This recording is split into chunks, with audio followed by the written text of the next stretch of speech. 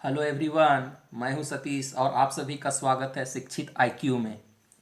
तो आज हम लोग डिस्कस करेंगे प्रीवियस ईयर का पेपर जो हो चुका है आरआरबी एनटीपीसी का 2016 में उसका। तो ये पेपर का जो हम क्वेश्चन लेकर आए थे वो पेपर हुआ था 28 मार्च 2016 को। तो रीजनिंग का हम कुछ क्वेश्चन लेकर के आए हैं आप लोगों के लिए। तो आइए हम पहला क्वेश्चन को रीड करते हैं, सुनिएगा आप लोग। तो पहला क्वेश्चन है, जूलिया ने अपने घर से उत्तर की ओर चलना शुरू किया। थोड़ी देर बाद वह बाएं मुड़ गई और बाद में दाएं मुड़ गई। वह आगे फिर दाएं मुड़ी। वह अब किस दिशा के सम्मुख है? तो ये रीजनिंग का जो डायरेक्शन चैप्टर है उसका क्वेश्चन है और हम डायरेक्शन चैप्टर का दो पीछे वीडियो बना चुके हैं। अगर वह दोनों वीडियो आप देखते हैं तो इस क्वेश्चन को बहुत ही आसानी से, हमको लगता है 10-15 सेकेंड में आप इसको सॉल्व कर सकते हैं। ओके, तो आइए हम लोग इसको सॉल्व करते हैं और देखते हैं कौन सा ऑप्शन सही आता है। तो फिर से क्वेश्चन को पढ़ते हैं और बनाते जाते हैं। तो हम पिछले वीडियो में जैसे आप लोग को बताए हैं कि जब भी डायरेक्शन का क्वेश्चन बनाएंगे तो क्या करेंगे, डायरेक्शन को पहले इंडिकेट कर लेना है, यानी कि पूरब पश्चिम उत्तर दक्षिण इंडिकेट कर लेना है। तो ईस्ट यानी पूर्व इधर, पश्चिम इधर उत्तर और इधर दक्षिण। ठीक है, ये ईस्ट हुआ, ये वेस्ट हुआ, ये नॉर्थ हुआ और ये साउथ हुआ। ठीक है, तो जूलिया ने अपने घर से उत्तर दिशा की ओर चलना शुरू किया। तो जूलिया कहां से शुरू करती है? तो सेंटर हम लोग लेते हैं, एक मिड पॉइंट लेते हैं, यहां मान लेते हैं कि जूलिया का घर है। यहां से उत्तर दिशा की ओर चलना शुरू किया, उत्तर दिशा की ओर यानी इधर चलना शुरू करती है। ठीक है, जूलिया अपने घर से उत्तर दिशा की ओर चलना शुरू किया। थोड़ी देर बाद वह बाएं मुड़ गई। ठीक है, इधर शुरू की है मतलब कुछ दूर तक गई है, यहां तक मान लेते गई है। उसके बाद बाएं मुड़ गई। तो देखना है कि बाएं किधर होगा। तो जब भी हम लोग अगर इधर जा रहे हैं तो अगर मुंह इधर आगे है तो इधर दाएं हो जाएगा, इधर क्या हो जाएगा, बाएं। अपने आप को हमेशा एज्यूम करना है कि हम ही चल रहे हैं। तो अगर मान लीजिए हम लोग चल रहे हैं तो यहाँ पहुँचे तो इधर आगे क्या होगा, हम लोग का फेस होगा, तो इधर राइट हो जाएगा, दाएं हो जाएगा, इधर बाएं हो जाएगा। तो बाएं मुड़ी, थोड़ी देर बाद वह बाएं मुड़ गई और बाद में दाएं मुड़ गई।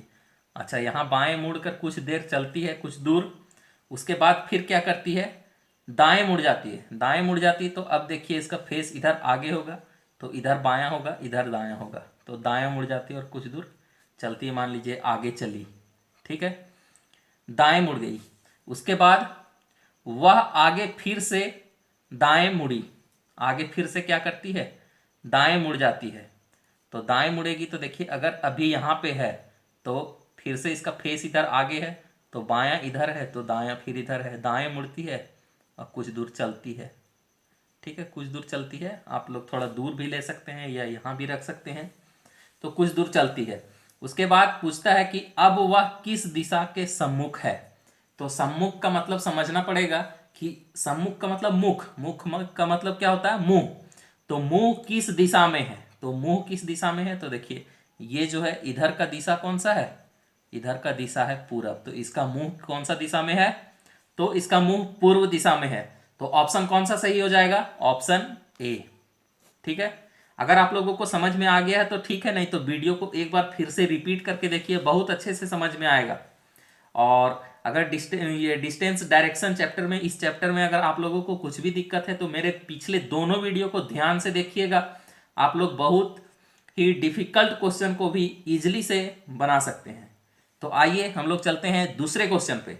तो दूसरा क्वेश्चन है जो वो, उसमें हम लोग को बेजोड़ पद ज्ञात कीजिए है। ठीक है, बेजोड़, इसमें से ये रीजनिंग का क्वेश्चन, इसमें से बेजोड़ कौन सा है, मतलब सभी में एक सिमिलैरिटी आना चाहिए। जिसमें अगर सिमिलैरिटी नहीं आता है वो क्या हो जाएगा, बेजोड़ हो जाएगा, यानी कि ऑड हो जाएगा।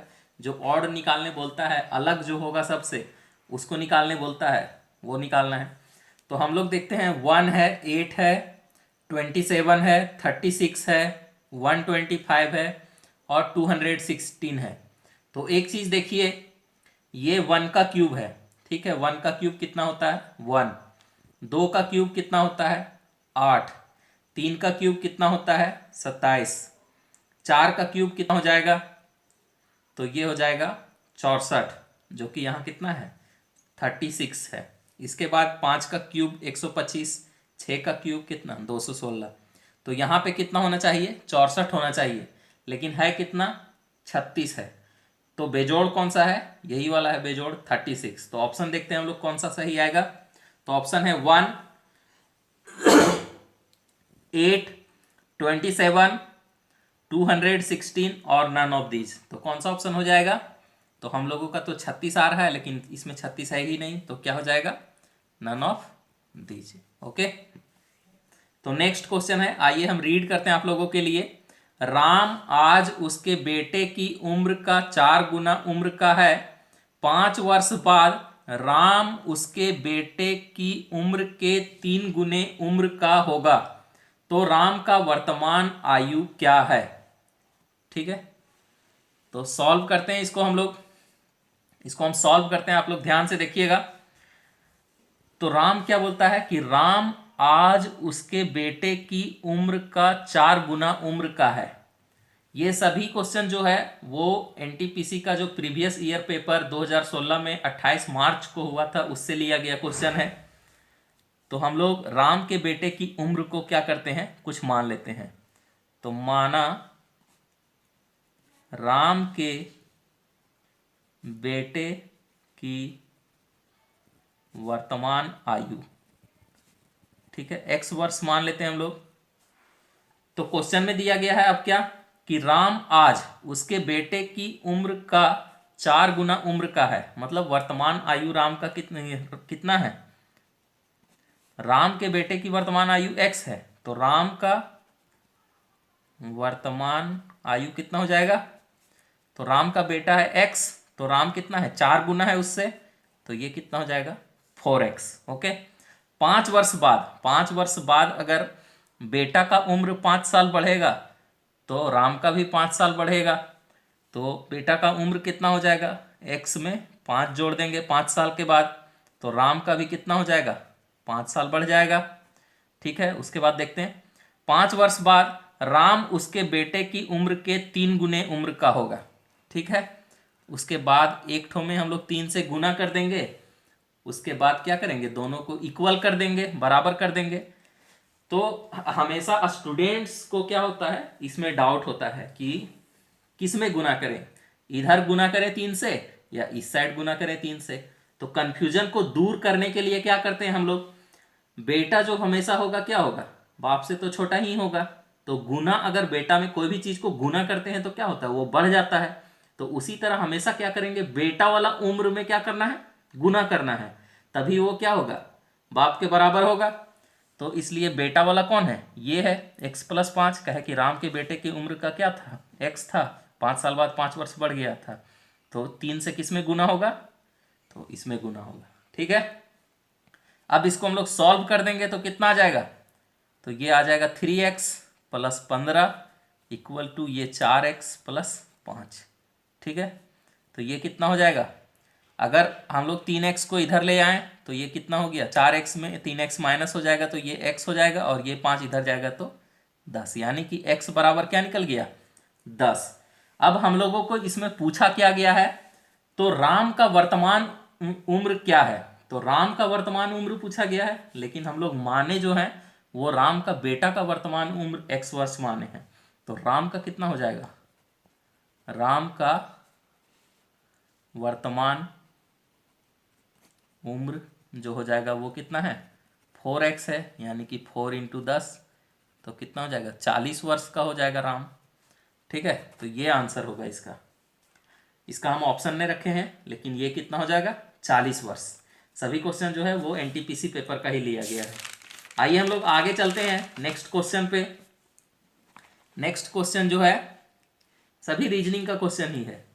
नेक्स्ट क्वेश्चन है, नेक्स्ट क्वेश्चन हम रीड करते हैं आप लोगों के लिए, है मोहन रोहन से लंबा है लेकिन फरहान से छोटा है। ठीक है, कन्नन मोहन से छोटा है लेकिन रोहन से लंबा है, शंकर रोहन और फरहान से लंबा है, तो सबसे लंबा कौन है। ठीक है, इसमें निकालना है कि सबसे लंबा जो क्वेश्चन में दिया गया है सभी लोग का नाम, उसमें से सबसे लंबा कौन है। तो इसमें से हम लोग देख लेते हैं कि इसमें 5 लड़के का नाम दिया गया है। ठीक है, अब पांचों में देखना है कि सबसे लंबा कौन है। तो आइए हम लोग सॉल्व करते हैं, फिर आंसर देखते हैं कौन सा ऑप्शन आता है। तो पहला इसमें कंडीशन क्या किया गया दिया गया है, तो मोहन रोहन से लंबा है, यानी कि रोहन छोटा है तो नीचे लिखेंगे रोहन को, रोहन से लंबा कौन है, मोहन है, मोहन है। ठीक, लेकिन फरहान से छोटा है। मोहन जो है वो रोहन से तो लंबा है लेकिन फरहान से छोटा है, यानी कि फरहान ऊपर होगा, फरहान जो होगा वो मोहन के ऊपर होगा। शंकर रोहन और फरहान से लंबा है, शंकर जो है वो रोहन और फरहान दोनों से लंबा है, तो यानी कि शंकर होगा सबसे ऊपर, शंकर, फिर फरहान, फिर मोहन, फिर कौन, रोहन। अब आगे पढ़ते हैं। शंकर रोहन और फरहान से लंबा है, तो सबसे लंबा कौन है। ठीक है, 4 ही लोग हैं इसमें। अच्छा, एक और चीज इसमें छूटा हुआ है कि कन्नन मोहन से छोटा है लेकिन रोहन से लंबा है। कन्नन जो है वो मोहन से छोटा है, कन्नन जो है वो मोहन से छोटा होगा लेकिन क्या है, रोहन से लंबा है, तो यहां कौन आएगा, कन्नन आएगा, कन्नन। ठीक है, तो पूछा गया है कि सबसे लंबा कौन है, तो सबसे लंबा कौन है, शंकर है, तो इसका ऑप्शन कौन सा सही हो जाएगा, तो ये वाला ऑप्शन सही हो जाएगा, शंकर। ठीक है, तो इसी तरह अगर आप लोग वीडियो को देखते हैं तो हम बहुत ही अच्छे तरीके से आप लोग को बताएंगे, ताकि रीजनिंग का आप लोगों को एक भी क्वेश्चन ना छूटे एग्जामिनेशन में। आप लोग रीजनिंग में 100% स्कोर कर सकते हैं, यानी कि अगर 30 क्वेश्चन आता है रीजनिंग का तो आप 30 में से 30 स्कोर कर सकते हैं। नेक्स्ट क्वेश्चन जो है वो है लुप्त पद का मान क्या होगा। लुप्त पद यानी कि देखिए इसमें से क्वेश्चन दिया गया है 6, 12, 20, 30, क्वेश्चन मार्क दिया गया है 56, 72। तो ये एक सीरीज दिया हुआ है, तो सीरीज में जो क्वेश्चन मार्क दिया हुआ है उस क्वेश्चन मार्क का वैल्यू को हम लोगों को निकालना है कि क्वेश्चन मार्क के स्थान पे क्या आएगा। अगर हम लोग क्वेश्चन मार्क का वैल्यू निकाल लेते हैं तो वही इसका आंसर होगा, जो कि ऑप्शन में हम लोग को मिल जाएगा। ठीक है, तो हम लोग देखते हैं कि ये सीरीज कैसा है। तो ये सीरीज देखिए, यहाँ हम लोग 6 को 2 बार गुना करते हैं तो 12 आता है, लेकिन 12 को अगर 2 बार गुना करते हैं तो 24 नहीं आता है। तो यहाँ से देखिए 6 से कितना बढ़ा है, 6 बढ़ा है, 12। अगर हम लोग फिर से 6 बढ़ाते हैं तो 18 होता है, लेकिन यहाँ 20 है। तो यहाँ देखिए यहाँ से +6 हुआ है। ठीक है, यहाँ क्या हुआ है, +8 हुआ है, 12, 8, 20। यहाँ क्या हुआ है, +10 हुआ है। ठीक, देखिए 6 बढ़ा है, 8 बढ़ा है, 10 बढ़ा है, तो अब कितना बढ़ना चाहिए, 12 बढ़ना चाहिए। तो अगर 12 बढ़ाते हैं तो 30 और 12 कितना हो जाएगा, 42 होगा। तो अगर अब यहाँ 12 बढ़ाए हैं तो यहाँ भी देखेंगे यहाँ कितना बढ़ना चाहिए, 14 बढ़ना चाहिए। और अगर यहाँ भी जोड़ के ये चीज़ आ जाता है तो ये जो मेरा आ रहा है क्वेश्चन मार्क के जगह पे वो क्या हो जाएगा, बिल्कुल सही हो जाएगा। तो इस तरह से सीरीज हम लोग को बना के देखना पड़ेगा। तो यहाँ 6 बढ़ाएं तो 12 हुआ, 12 में 8 बढ़ाएं तो 20 हुआ, 20 में 10 बढ़ाएं तो 30 हुआ, 30 में 12 बढ़ाएं तो क्वेश्चन मार्क की जगह पे 42 हो गया, और 42 में 14 बढ़ाएंगे तो 56, और 56 में फिर यहाँ 14 बढ़ाएं तो यहाँ 16, तो ये कितना आ जाएगा, 72। तो क्वेश्चन मार्क के जगह पे हम लोगों का क्या आया है, तो क्वेश्चन मार्क के जगह पे क्या आया है, 42, यानी कि 42 आया है। तो ये 42 क्या हो जाएगा, करेक्ट ऑप्शन हो जाएगा। ठीक है, तो अगर आप लोगों को कुछ डाउट रहता है इसके रिगार्डिंग जो हम बता रहे हैं तो आप लोग कमेंट कीजिएगा, और आप लोग को अगर रीजनिंग का कोई चैप्टर भी पढ़ना है अच्छे से तो कमेंट करके ज़रूर बताइएगा, हम बताएंगे आप लोग को, चैप्टर को डिटेल एनालिसिस करेंगे। नेक्स्ट जो क्वेश्चन है वो क्वेश्चन भी रीजनिंग का है। दिया गया है कि वृत्त, और उसके बाद देखिए अनुपात का साइन लगा हुआ है, परिधि, मतलब ये बताता है कि वृत्त और परिधि में कैसा रिलेशन है, उसी प्रकार से वर्ग और जो खाली जगह है उससे कैसा रिलेशन होगा, ये चीज़ हम लोगों को निकालना है। तो वृत्त जो होता है वो सर्कल हम लोग जानते हैं, ये वृत्त होता है। ठीक, और परिधि क्या होता है, वृत्त का यही जो चारों ओर है ये सरकमफ्रेंस, इसी को क्या बोलते हैं, परिधि बोलते हैं। वृत्त का परिधि है, उसी तरह वर्ग का क्या हो जाएगा, परिमाप हो जाएगा। वर्ग का जो चारों तरफ हम लोग जोड़ते हैं उसको क्या बोलते हैं, परिमाप। तो इसका ऑप्शन क्या हो जाएगा, परिमाप। तो वृत्त जैसे परिधि से रिलेटेड है, उसी तरह वर्ग किससे रिलेट है, तो परिमाप से रिलेटेड है। ठीक है, तो इसका सही ऑप्शन क्या हो जाएगा, परिमाप। नेक्स्ट जो क्वेश्चन है वो बहुत अच्छा क्वेश्चन है। तो आइए हम आप लोगों के लिए अगला जो क्वेश्चन नंबर 7 है वो रीड करते हैं, सुनिएगा आप लोग ध्यान से। यदि 2011 में क्रिसमस रविवार को था तो 2012 में यह किस दिन को होगा। ऑप्शन है सोमवार, मंगलवार, बुधवार, गुरुवार। ठीक है, यदि हम लोग मान के चलते हैं, जब भी डे वाला क्वेश्चन बनाएंगे तो दो तरीका से बनाते हैं। या तो हम लोग जो डेट दिया हुआ है उसका दिन निकाल लेते हैं और फिर वहां से जो दूसरा डेट का पूछा गया है उसका दिन निकाल के और फिर क्या करते हैं, टिक करते हैं। या तो आसपास का डेट दिया हुआ रहता है तो हम लोग डायरेक्टली क्या करते हैं, दिन को ही आगे बढ़ाकर निकाल लेते हैं। तो यहाँ पे 1 साल बढ़ाया हुआ है, तो जब भी डायरेक्ट 1 साल बढ़ाया हुआ रहेगा तो हम लोग 1 दिन बढ़ा देते हैं। और अगर लीप ईयर पड़ जाएगा बीच में तो क्या करना है, 2 दिन बढ़ाना है। कहे कि लीप ईयर में 1 दिन बढ़ा हुआ रहता है, 29 दिन होता है फरवरी का महीना में, तो 1 दिन ज़्यादा बढ़ता है। तो लीप ईयर रहेगा तो 2 दिन बढ़ाएंगे, और लीप ईयर नहीं रहेगा तो क्या करेंगे, 1 दिन बढ़ाएंगे। तो देखिए हम एक एग्जाम्पल लेके रखे आप लोग के लिए कि 21 मार्च 2020 है, वो कौन सा दिन है, मान लीजिए कि मंगलवार है। मंगलवार है या नहीं पता नहीं, लेकिन 21 मार्च 2020 को अगर मंगलवार था तो 21 मार्च 2021, देखिए यहाँ से यहाँ 1 साल बढ़ा हुआ है, को कौन सा दिन होगा। तो देखिए यहाँ तो ये तो लीप ईयर है, 2020 क्या है, लीप ईयर है। लेकिन लीप ईयर क्या है, इसमें फरवरी काउंट हो रहा है, नहीं काउंट हो रहा है। क्या है कि ये 21 मार्च है, यानी कि फरवरी से क्या है, आगे चला आया है। जब भी 29 फरवरी से पहले पूछेगा, ठीक है, यही रहता, मान लीजिए 20 फरवरी 2020 को मंगलवार था तो 20 फरवरी 2021 को क्या होगा, तो 2 दिन बढ़ा देते, बुधवार नहीं होके क्या होता, गुरुवार हो जाता। लेकिन वैसा क्या है, नहीं है। कहे कि इसमें जो है वो फरवरी काउंट में नहीं आ रहा है। तो जब भी फरवरी काउंट में नहीं आएगा तो हम लोग क्या करेंगे, फरवरी के अगर बाद का महीना दिया हुआ रहेगा और लीप ईयर भी रहेगा तो क्या करना है, 1 ही दिन बढ़ाना है। लेकिन अगर फरवरी काउंट में आ जाता है, 29 तारीख काउंट में आ जाता है फरवरी का महीना, और लीप ईयर है तो क्या करना है, 2 दिन बढ़ाना है। तो लीप ईयर हम लोग कैसे जानेंगे, तो हमेशा जो भी वर्ष रहता है, जैसे ये 2020 है, अगर इसको 4 से भाग दे रहे हैं हम लोग तो क्या हो जाएगा, अगर पूरा पूरी कट जाता है ये तो ये लीप ईयर होगा। और एक चीज ध्यान में रखना है कि अगर ये 2000 है, ठीक है, या 2100 है, पूरा पूरी अगर 100 वाला है, 21 ये 2000 था, ये 2100, 2200, 2300, 2400, 2500, ये सब क्या होता है, लीप ईयर नहीं रहता है। ठीक है, उसका भी कारण है। तो आइए हम लोग क्वेश्चन पे चलते हैं। 2011 में क्रिसमस क्या था, रविवार को था, तो 2012 में या किस दिन को होगा। तो 2011 में क्रिसमस यानी कि कौन सा दिन होता है, 25 दिसंबर को होता है। तो 25 दिसंबर से हम लोग 25 दिसंबर तक जाएंगे, तो 2012 देखिए मेरा 4 से कट जाएगा, यानी कि ये लीप ईयर है। तो लीप ईयर है और दिसंबर तक जाना है, तो फरवरी तो इसमें आ ही गया, तो इसमें क्या हो जाएगा, 2 दिन बढ़ेगा। तो ये रविवार को था तो 1 दिन सोमवार बढ़ा, दूसरा और कौन सा दिन बढ़ा, मंगलवार। तो इसका सही ऑप्शन क्या हो जाएगा, मंगलवार। ठीक है, तो अगर आप लोगों को वीडियो में कहीं डाउट हो रहा है तो कमेंट सेक्शन में जरूर से कमेंट कीजिएगा, हम आप लोगों को जरूर से जरूर रिप्लाई देंगे। ठीक है, और वीडियो अगर अच्छा लग रहा है तो चैनल को सब्सक्राइब कीजिएगा, वीडियो को लाइक कीजिएगा और ज़्यादा से ज़्यादा वीडियो को शेयर कीजिएगा।